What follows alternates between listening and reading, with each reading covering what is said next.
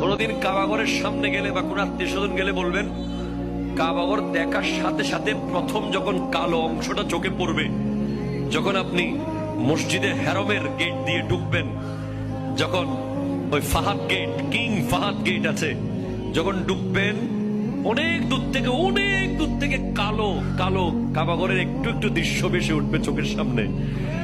তখন দোয়াটা করবেন, কি দোয়া করবেন কয়টা? যখন কয়টা? একটা দোয়াই কবুল হবে দেখার সাথে সাথে।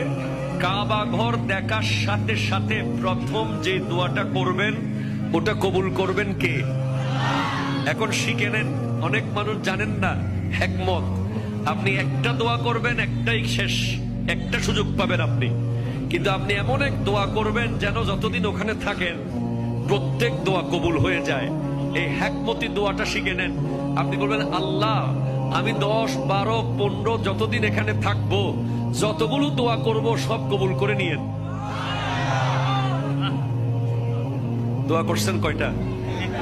পাবেন কয়টা?